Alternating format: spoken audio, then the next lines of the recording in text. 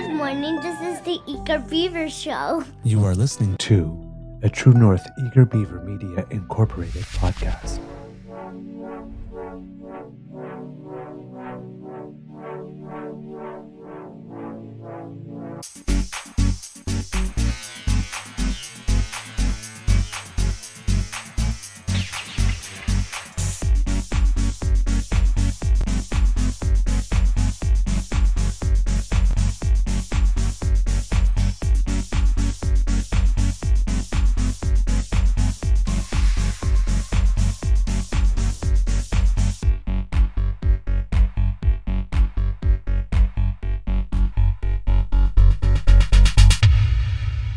True North Eager Beaver podcasts are proudly brought to you by our founding sponsors, the Miss V Mysteries from Corvid Moon Publishing, your source for science fiction, fantasy, and cozy mysteries featuring a broad diversity of characters.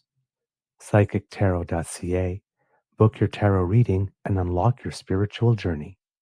And the Pepper Master, hot pepper sauces made from farm-fresh ingredients to thrill your taste buds and expand your mind.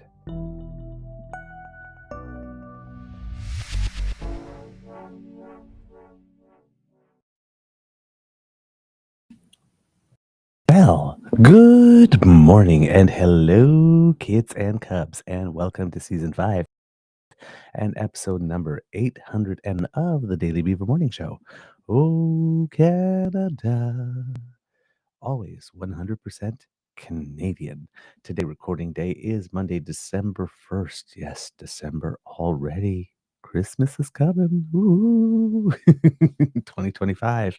And I think it's going to be a nice day here at the Beaver Lodge, although a little cooler. Might be the coldest day we've had this year so far. Not ridiculously cold, but the coldest one this year so far. I am your host, the Eager Beaver, pronouns he, him, hey, Mr. Beaver A, and not with me as usual is my good friend, Mr. Grizzly. However, it seems based on his Friday show that he will be attempting to do a show this afternoon around 4. A quick one, a little growl for you. So there'll be more for you today if he's able to follow through on that. So you'll get your Grizzly time. And I know that you missed that and that you enjoyed it very much. So I'm very happy that that is going on. Other than that, a big thank you goes to our podcast founding sponsors, the Pepper Master, the Miss V Mysteries from Corbin Moon Publishing, and PsychicTarot.ca. We have a short show for you this morning because yours truly has curling at 9 a.m. and needs to definitely be at the bus stop at 8:05 if he wants to make it there on time. So it's going to be a very short one for us today. Perhaps I will join Mr. Grizzly this afternoon, or maybe do something a little later, or just save it for tomorrow's show. We are not going to go into the Danielle Smith being booed at the UCP convention thing today because we don't have time, even though it is on my list. I have seen it and I have noted it. The problem is that this past weekend with 4 shows in a quick period of time, I haven't had time to assemble much news about that. So I know that it happened, but I don't know much of the context and everything around it. So I will save that and I will have that for you later. So just so you're not disappointed, it's not now, it's later. Just some delayed gratification, okay? Damn. But I do have a couple of things for you this morning that I am a little bit more up on, and therefore I will bring them to you. Some is stuff that I wanted to bring you on Friday, but the show just went too long and we couldn't do it. So I have that for you today. And hopefully you will forgive the short show this morning, because I know that you love your damn fam time as well. But I will try to make it up to you at some point by giving more time somewhere else during the week. Kids and cubs, how is your mental health doing today? I have to say I am doing very, very well. The last 5 shows went spectacularly well. Again, standing ovations, all the good stuff. We got the big roar after Sit Down, You Rock on the Boat a couple more times, which makes you feel really good when that happens. I'm I'm a bit sad. I could have kept on going for a little bit with this group They're a lovely group. The show was a gift. There was lots of crying backstage, or lots of "Don't look straight at me" or "Don't give me a hug right now because I'm going to fall down, break down into tears" moments backstage on the last show. Um, and then we had a cast party last evening, which was very nice, and opportunities to sing and dance, and have a last moment together as a little family. So that was wonderful. I don't know what to say other than that I'm very grateful that I had this opportunity. I had an absolute wonderful time. The audiences were extremely generous to us. The cast was fantastic. The crew was fantastic. Um, there was there was nothing not to like about this whole process. I am very tired, um, but that's natural after giving that big a push for 2 months. It was at least 4 days a week and, about 20 hours a week, and not counting, rehearsals over there, at the school, but then, time at home where you're, looking over your material to prepare for the next one and practicing stuff. So, it's a big commitment. And, so, it is tiring, and I am happy to get back to my regular life. And I'm saying that considering whether or not I'm going to go to an audition tonight for something else. So I'm a bit of a masochist. Um, but yes, absolutely wonderful experience. My soul is full, my heart is full.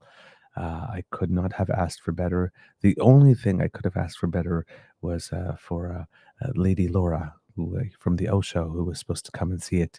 Unfortunately, had a major emergency and wasn't able to make it at the last minute. That's about the only thing that I would have loved more, as for my good friend to be able to see it. But my family did see it, and my Beaver sweetie saw it, and my Beaver sweetie really loved it, and so did my family, which was very nice, especially the kids. They were extremely, their eyes were like bright, and oh my God, that was so good. So I like that. And we had a very quick dinner between the two shows on Saturday before I had to go back. I was late for my call time, but we were given a little bit of a pass because there was a lot of us who had family there, and we just took advantage of the hour and a half in between shows to go grab some dinner. Um, you know, uh, we were already in the area, so they weren't worried about us too much. And it was we have actors that are mic'd and other actors that are not mic'd. So for the ones that are mic'd, it's a little bit more of a priority for them to get there earlier so they can do the mic check and all that kind of stuff. But yeah, they give us a little leeway on the second show because they know it's a very big day, and we do need to get some food in us between both shows. But other than that, um, yeah, just an absolutely fantastic experience. I'm a happy beaver, and like I said, I couldn't really have asked for more from the whole thing. So I'm sad. I'm sad to see it end. I'm glad we did it, but with this group, I could have gone on. I could have gone on for maybe even more than another week. There's a friend that was saying by the time you get to the third week, you're sort of like dragging a little bit and phoning it in, but I don't know, man, with the energy we had in that last show. Now, of course, it's the last show and you leave it all on stage because there's nothing else, but um, that last one felt really, really, really good, kids and cubs. It felt really good. It felt like more. It felt like more. But hey, we're leaving on a high note. So we're leaving the audience and ourselves wanting more, which is always a good thing. All right, kids and cubs, let's get into the show because, ooh, Kid Saucy says Douglas had better be wearing that shirt when he's being interviewed by Neil deGrasse Tyson on Star Talk. I feel like standing up really close up to the camera and then just like, warp speed. Wow. It just filled the whole camera, the whole frame. Oh, my word. Okay.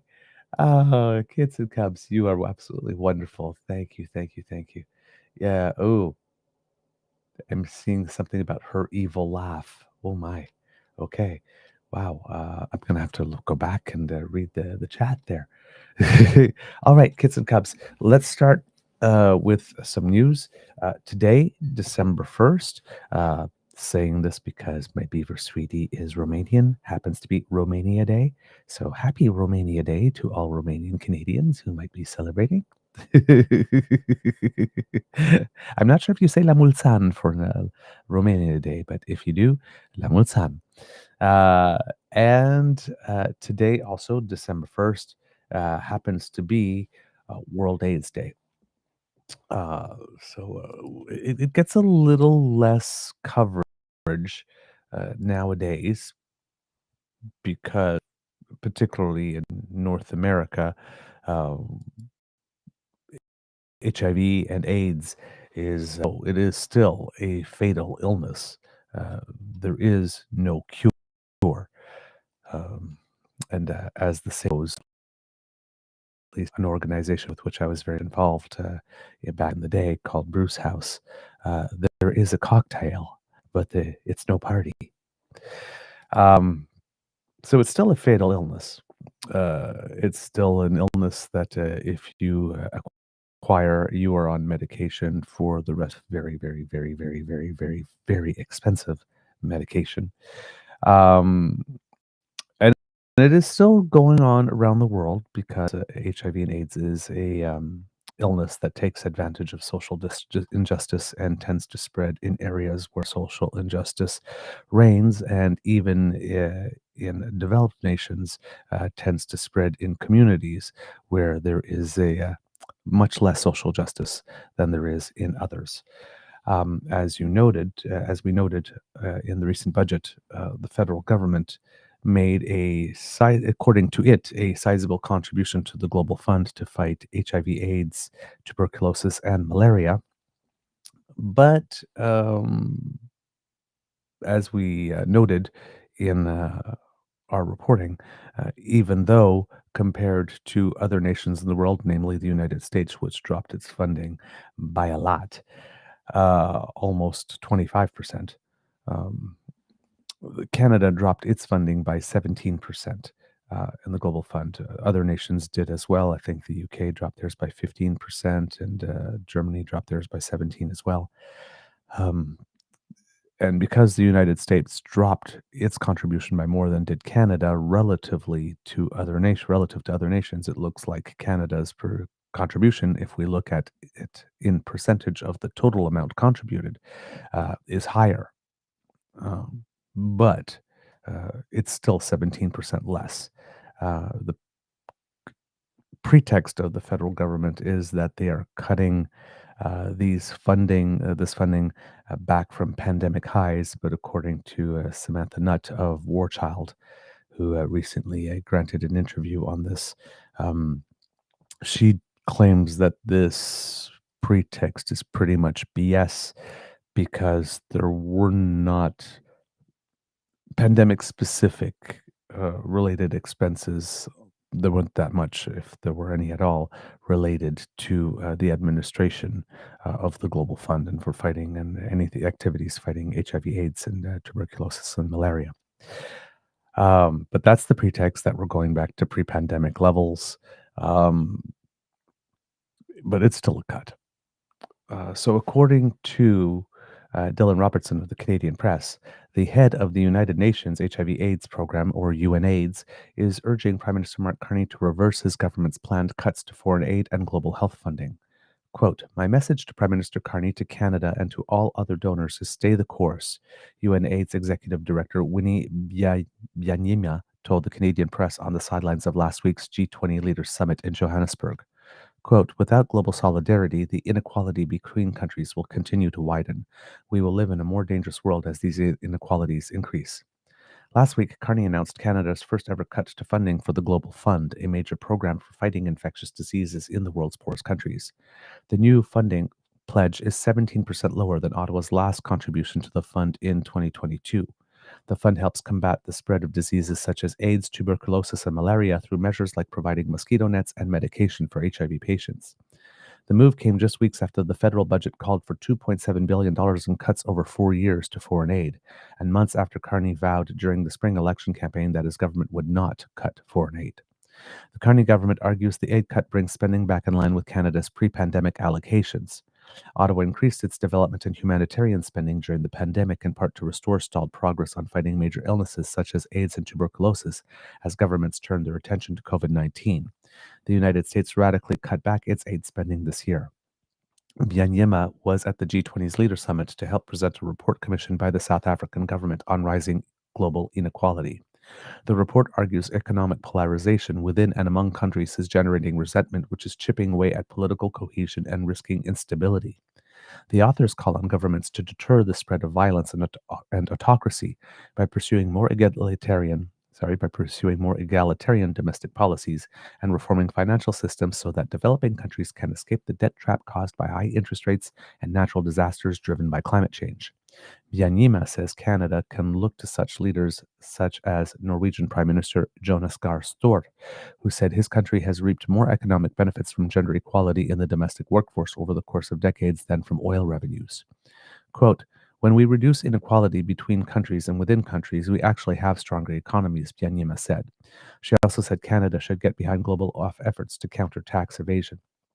I want to take an aside here when they're talking about gender equality because there was the whole question about whether Canada has a feminist foreign policy, and the government tried to make a precision that we do not have a feminist foreign policy as a whole, but we do care about feminism in our foreign policy.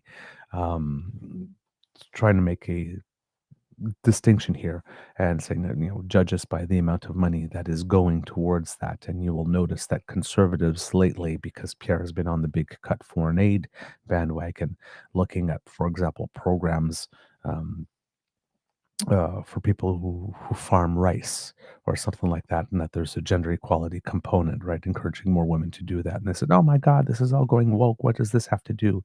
And the thing is that one of the things we know about foreign development and foreign aid is that one of the ways that you increase social cohesion and that you increase better outcomes for all is to fund programs that bring about more gender equality, that bring about more independence and opportunity for either economic activity or participation by women, greater education by women,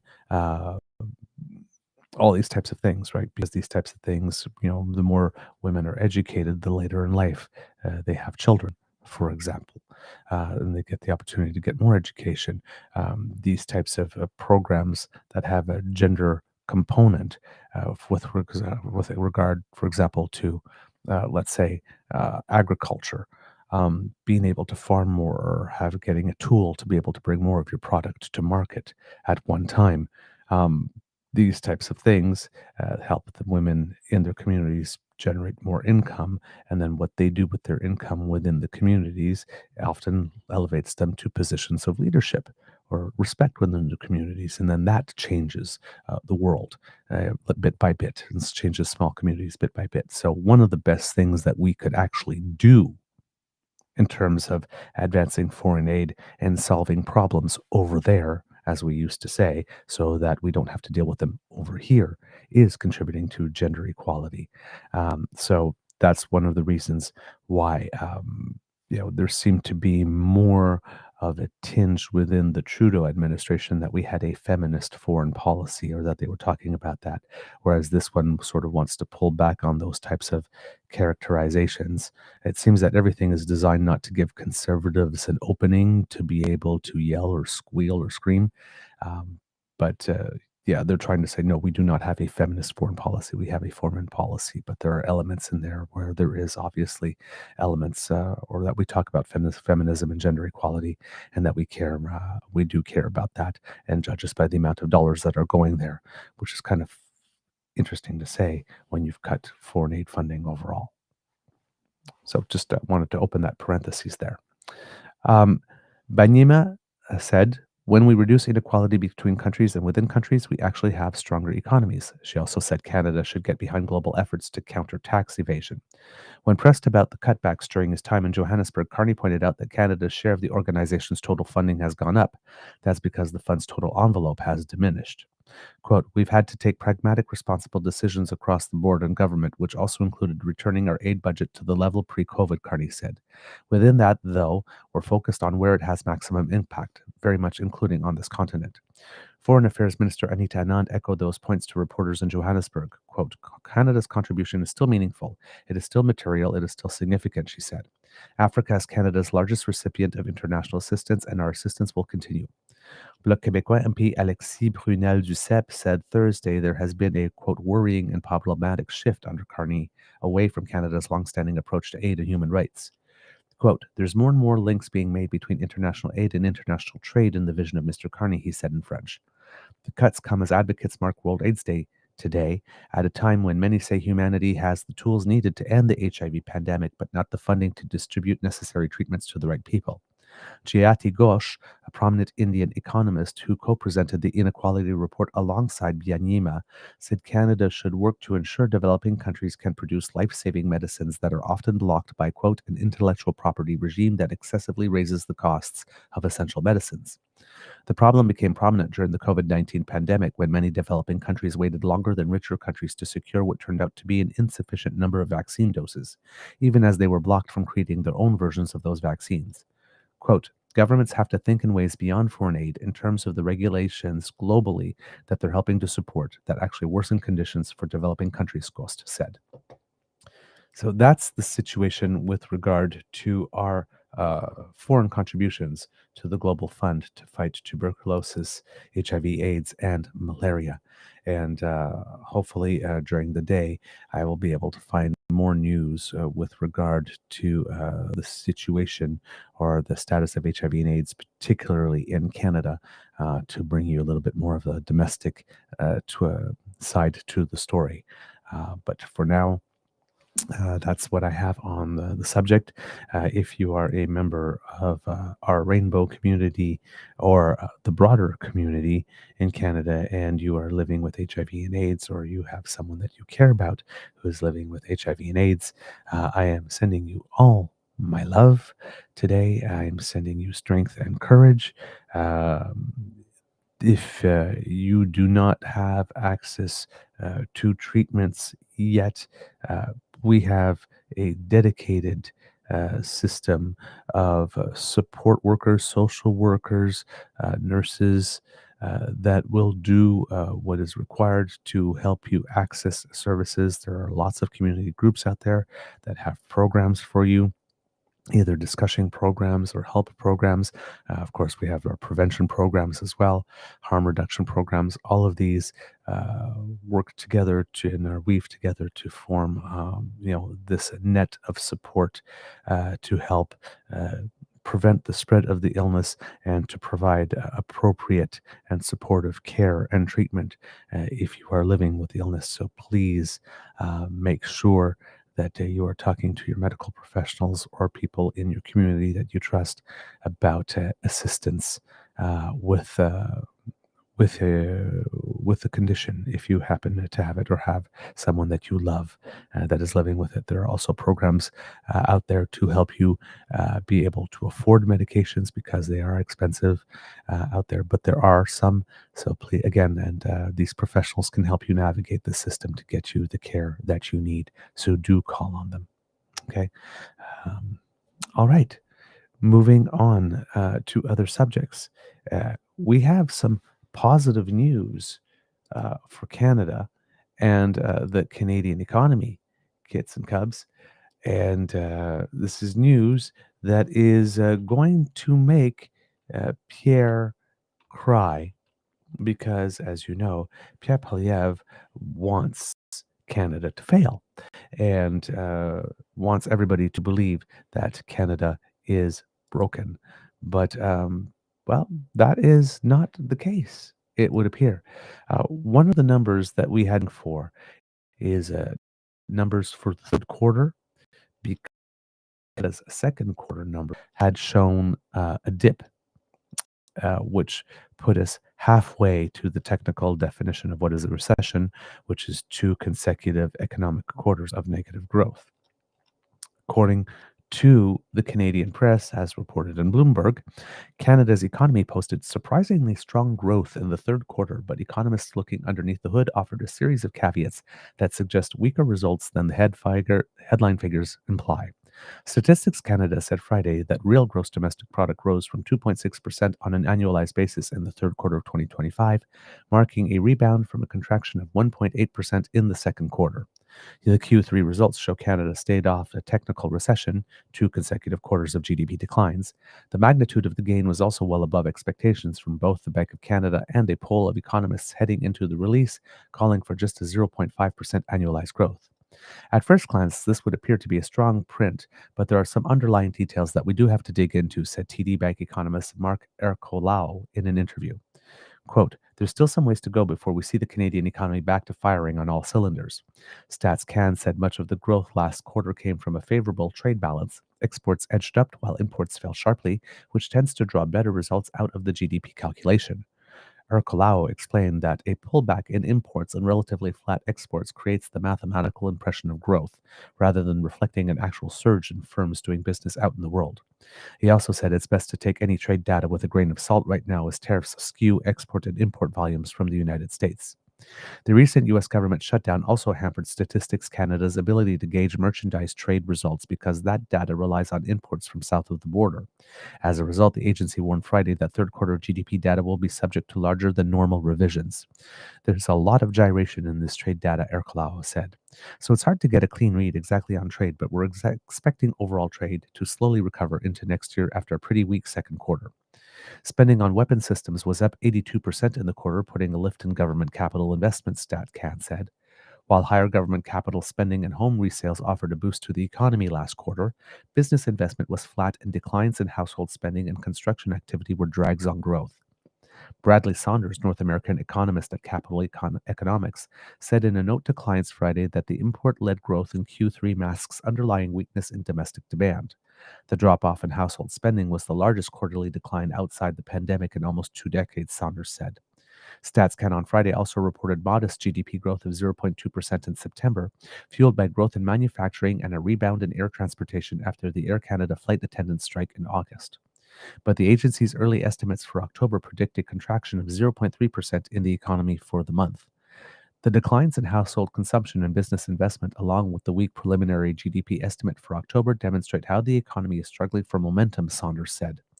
Quote, absent a sharp rebound in November, this leaves growth on track to underperform the Bank of Canada's forecast. Third quarter GDP results come ahead of the Bank of Canada's last scheduled interest rate decision of the year on December 10th. The central bank cut its benchmark interest rate by a quarter point to 2.25% in October, but signaled it may be done lowering the policy rate unless economic data strays from its forecast. The Bank of Canada called for modest growth of 0.75% annualized in the second half of 2025 and recovering slowly in the years to come. BMO chief economist Doug Porter said in a note Friday the rebounding Q3 figures should quiet recession chatter for now, but he suspects the central bank won't shift its stance based on the hit and miss details of the report. Quote, for the Bank of Canada, there are many mixed messages here, but the overall read is better than expected, thus more firmly putting them on the sidelines for next month's meeting, he said. Financial markets placed odds for a cut at the Bank of Canada's meeting next month at just below 16% as of Friday afternoon, according to LSEG Data and Analytics.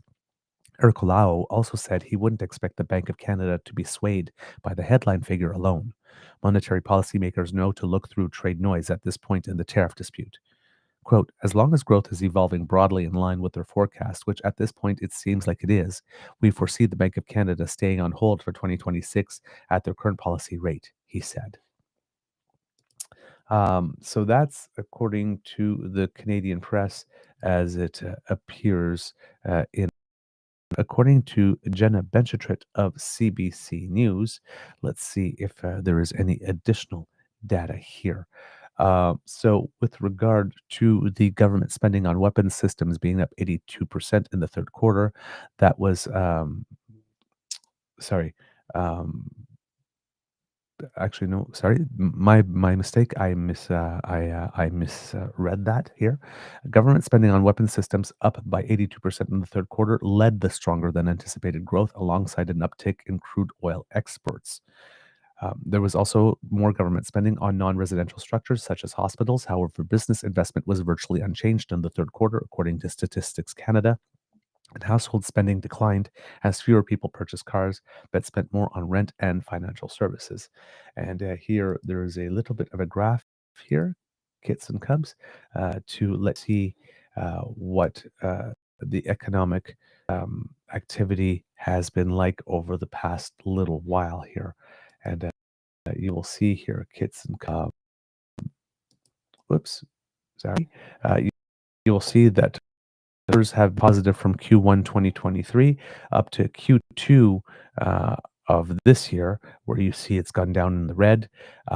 It had, at the time it was announced that it had gone down 1.6%, but it has been revised downward a little more to 1.8%.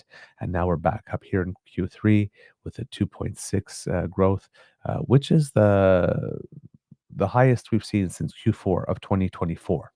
And then if you look at it in terms of a quarterly change, you can see here again, the numbers just shift a little bit. So this is annualized, and this is just the straight numbers quarterly.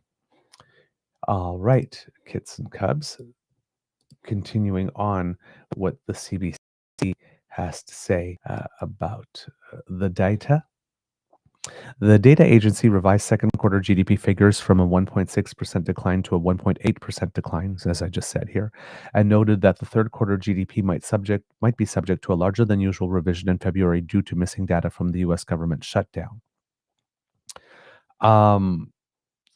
According to Douglas Porter, the chief economist at the Bank of Montreal, he says here, that these third quarter GDP results should quash recession chatter for now.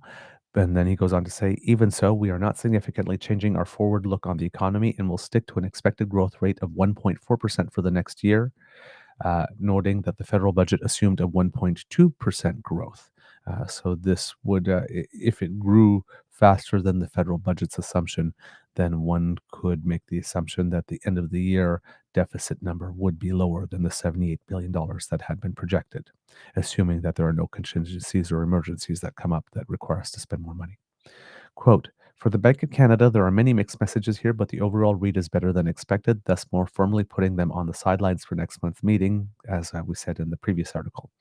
Andrew Di Capua, chief economist at the Canadian Chamber of Commerce, offered a more somber assessment of the latest GDP reading, calling the economy sickly. Quote, we'll need strong domestic demand to carry more of the load. It simply wasn't there in the third quarter GDP, he wrote.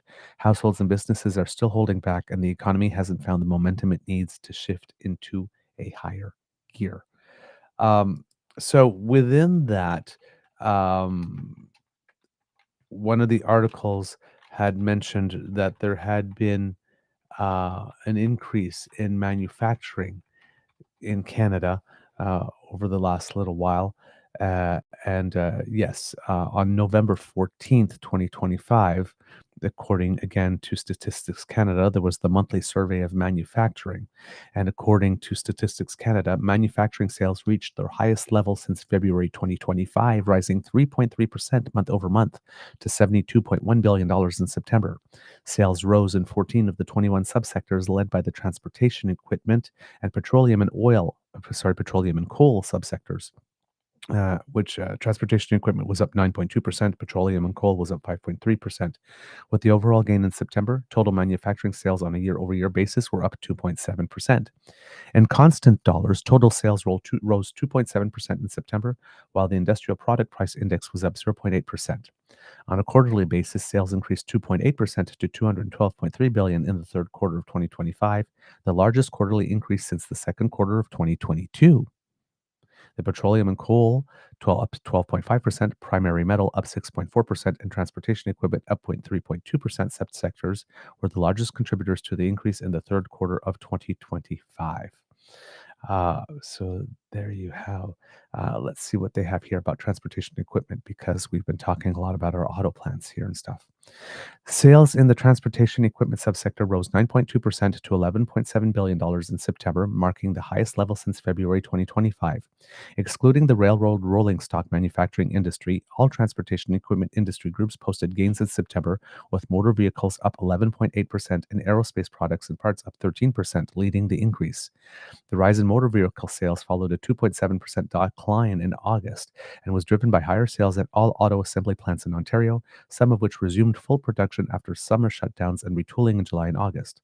In the aerospace product and parts industry, production reached a new record high in September, $2.9 billion, reflecting strong demand for aircraft and aircraft components.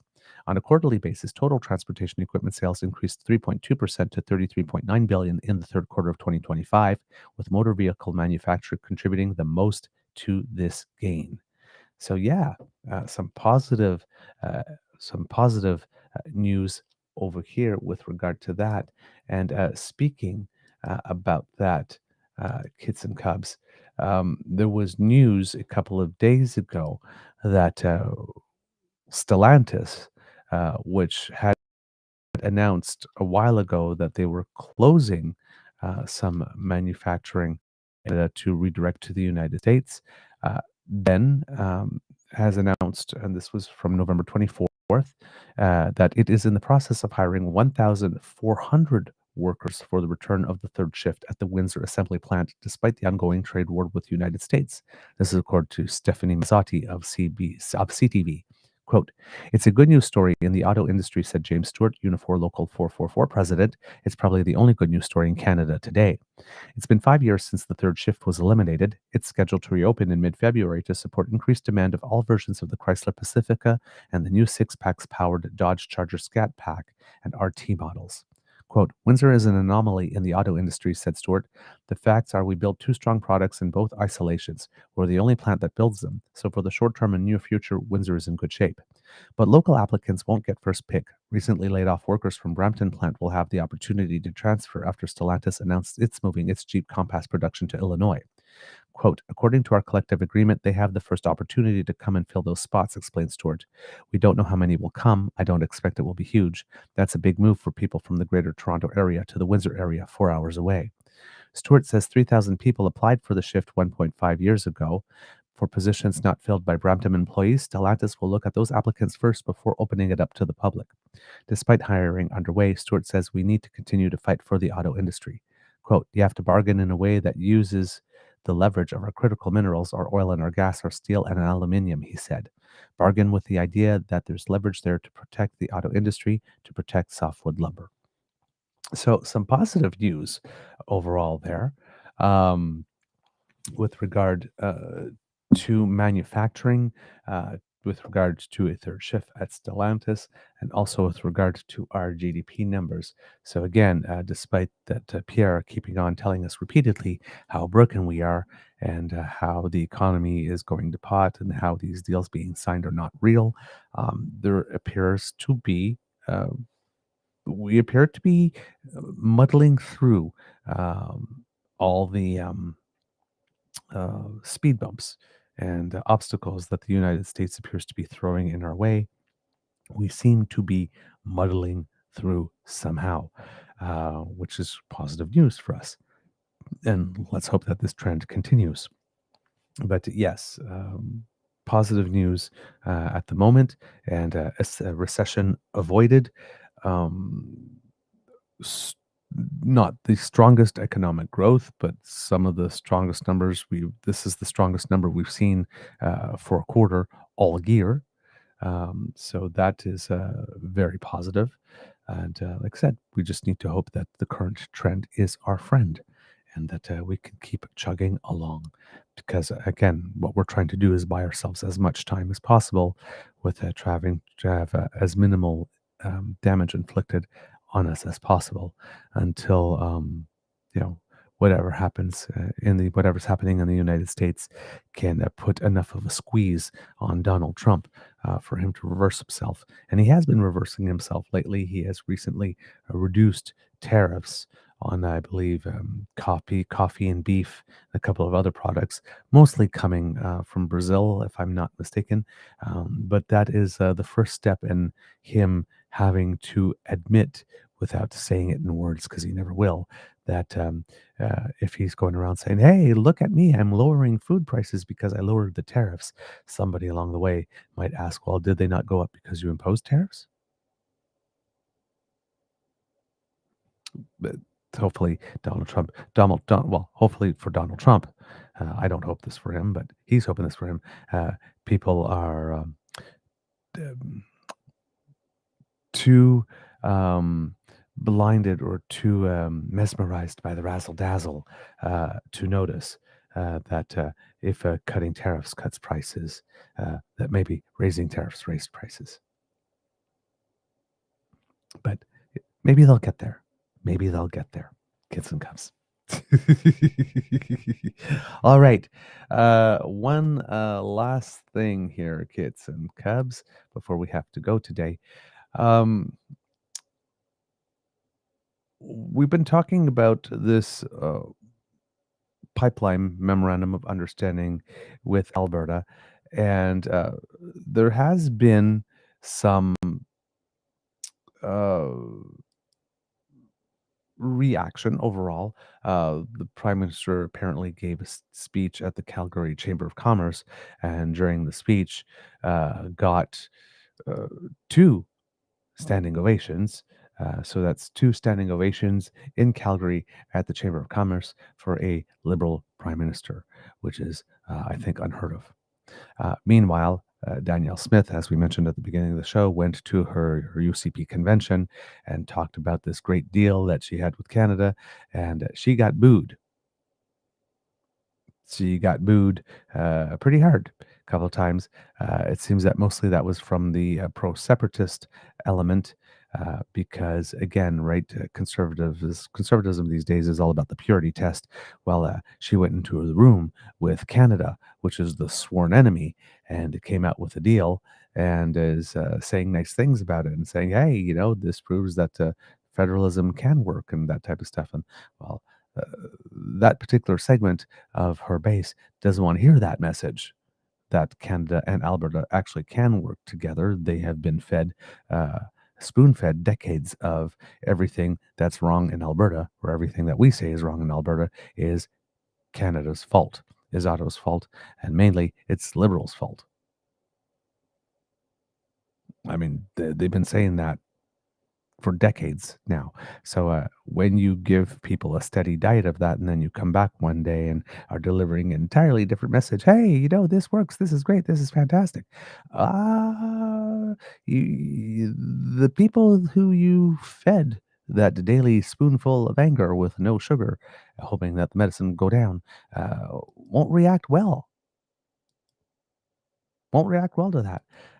So yeah, interesting to notice that even though there is some questioning within the Liberal caucus about whether or not this was the right move, and there's some questioning, particularly with the BC MPs, of whether or not this is the right move. And even though it seems that the Prime Minister gave Danielle Smith everything that she wanted for all intents and purposes, um, the Prime Minister is getting standing ovations at the Calgary uh, Chamber of Commerce, and the UCP premier is getting booed at her own um, convention. That is, I did not expect that. I did not expect that. I expected her to go back uh, to that convention with that shiny bauble and saying, this is absolutely fantastic. This is wonderful. Look at me. I did this. Yay, me. Don't you all love me fighting for you? And she was going to get all these people saying, "Oh my God, she's a leader and she stood up for us and she wonderful." And I mean, that happened for her in many quarters. Don't get me wrong. I've seen plenty of the, "Oh my God, Danielle Smith, for all her aggressivity and whatnot, she gets stuff done. And oh my God, she's well wonderful. And my God, it's like Carney caved totally to her." And I've seen a lot of that as well. But on the ground, we've seen them go out into the public to each sell their respective messages. One got standing ovations and one got booed. And it's not the ones I thought would have been the case. Now, I'm sure that if Prime Minister Carney went to speak to a big environmental convention and deliver that same message, he might get not get as enthusiastic a response as he got from the Calgary Chamber of Commerce. So, but he went into a venue that would be considered traditionally hostile to a liberal prime minister and got standing ovation. She went into a venue which one would consider very supportive of the premier, her own party's convention, and got boos. So you do with that information what you will. Excuse me, I have to sneeze.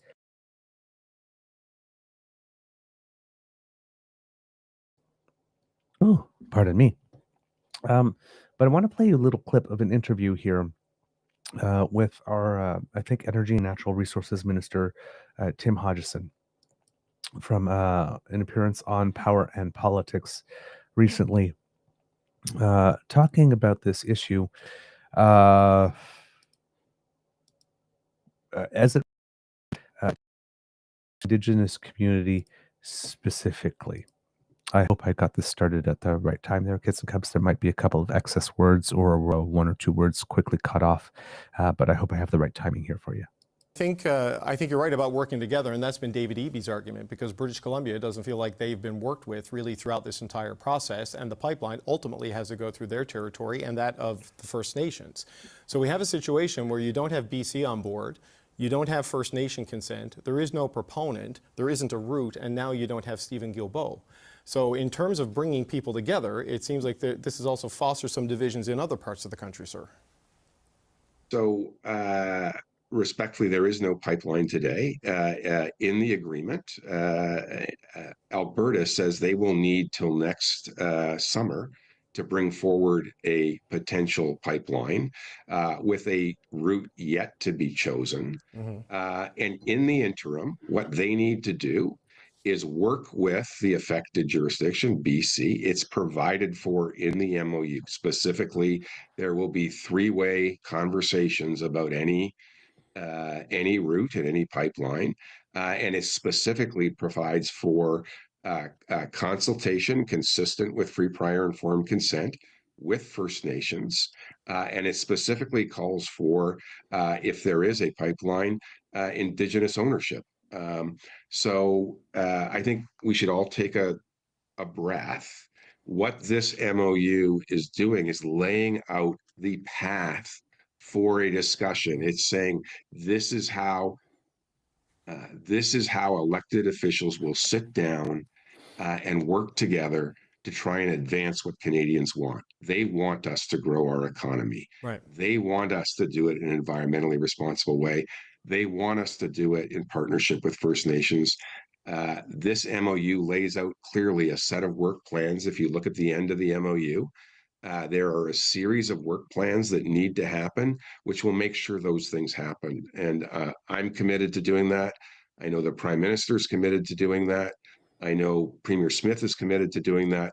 I will be flying to British Columbia tonight to meet with my counterpart and the Premier in British Columbia, and we're going to see what we can do. Well, we have work to do. Well, look. Yesterday, Minister, and Premier David Eby is standing by. We're going to get to him in just a second. But I spoke to Marilyn Slett last night, who is the president of Coastal First Nations, and they are obviously very opposed to this. Their nations are in the area where either that cover the west coast, where this pipeline will come out and where the tankers would presumably pick up the bitumen.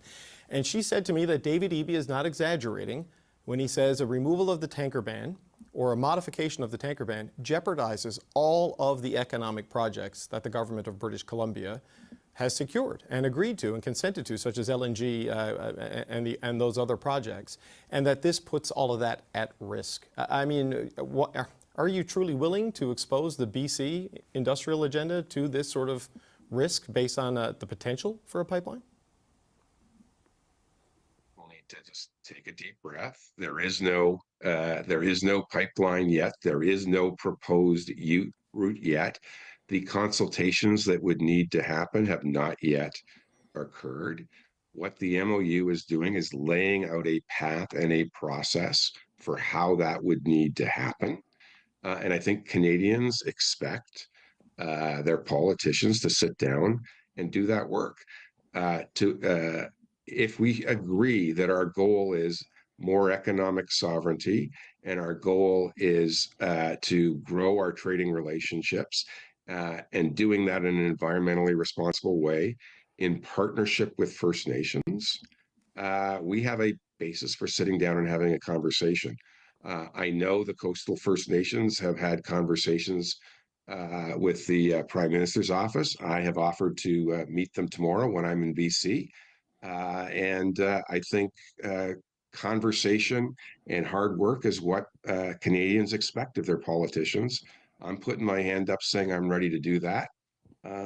I'm looking forward to sitting down with others to do that too. Right, and Marilyn Slett did mention that you had reached out, but she says that the timeline that was offered, it's just impossible for them to get from where they are in the coast of BC to the time and place of the meeting. So, it's called Zoom. It's called Zoom. Well, it's a wonderful. I think that's what we're using, David. I understand, but I'm also not a coastal First Nation chief, and I don't know if they would want to be met with in person and face to face. You know, if they are going to have a bitumen pipeline, right? I am happy to go visit I will happily make the trip. But you know, Minister, I've been speaking to members of your caucus. All right. So that's the one I wanted to show there. Minister Hodgson is a big shot. He's a person that worked with Mr. Carney in several other instances and that he trusts. But he's a minister with whom I have not been very impressed since he's come on board. And that particular answer gave you a good reason. It seems that the position of the federal government here is that we've talked to Alberta and we've given, since you said that you were going to be the proponent, we have hammered out with you what we expect of a proponent with this type of project, and that's what the MOU is there.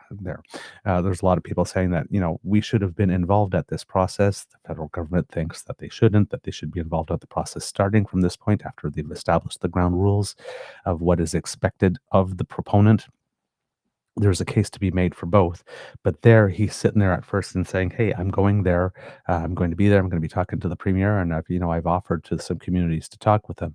Well, they won't be able to get to you from where they are geographically. Well, it's called Zoom, with a big smile, and right? And it's like, you're talking to leaders of other nations who feel that their rights have just been trampled on and they've been excluded from a process.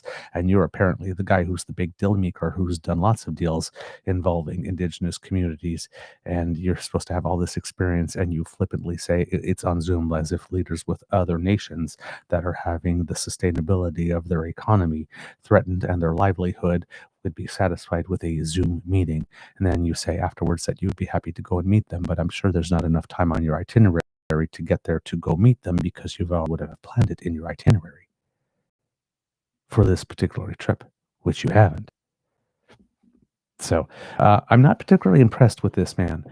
However, I do have to say, to his credit, and this is according to the CBC, because he had realized somewhere along the way that he had stepped in it. According to Darren Major of the CBC News, Federal Energy Minister Tim Hodgson says he has apologized to coastal First Nations for what he said was a poor choice of words regarding a meeting he offered to have with the group in Vancouver on Friday. We'll note that this is twice in a few days that a Liberal member of Parliament, one of them being the Prime Minister, has apologized for a poor choice of words. Hodgson said he would meet with the alliance of 9 First Nations who are opposed to a bitumen pipeline to the northern BC coast in the wake of Ottawa and Alberta signing an agreement that is meant to pave a path forward for such a project. The minister brushed off concerns raised by the group president, Marilyn Slett, who said the meeting was offered on such short notice that the group wouldn't be able to attend. It's called Zoom, Hodgson said when asked about Slet's concerns during a Thursday interview. I think that's what we're using, David, Hodgson told host David Cochran. The federal minister said he apologized to the group roughly 24 hours after he made the comments. Quote, my comments last night about a virtual meeting with coastal First Nations were a poor choice of words, which I regret, Hodgson said in a post on social media platform X. I've reached out to them directly to apologize and look forward to an in-person meeting at their convenience. Slet said Hodgson's initial comments were deeply disrespectful and show a complete lack of understanding of our communities. Quote, we have a strong track record of working with the federal and BC governments on world-leading initiatives across Great Bear Rainforest and Sea that are protecting nature, creating permanent jobs, and contributing billions of dollars to the Canadian economy, Slet said in a statement. We can only continue that work if we have productive relationships grounded in respectful dialogue. We expect better from this government moving forward. Hodgson did say he would, quote, happily make the trip to meet the group in person shortly after his Zoom comment. There we go, kids and cubs. That's all the time I have for the show today. I don't have the time to do a full extra because I have to be out the door in a couple of seconds. So, kids and cubs, I will not ask you to ask me to cue the cock today. I'm just going to sign out very quickly because I only have a couple of minutes to make it out the door. And hopefully, I will have more time with you tomorrow. So, this is a quick and dirty goodbye. Amour et bisous. And we will talk to you later tomorrow, if not later today. All right? Bye, everyone.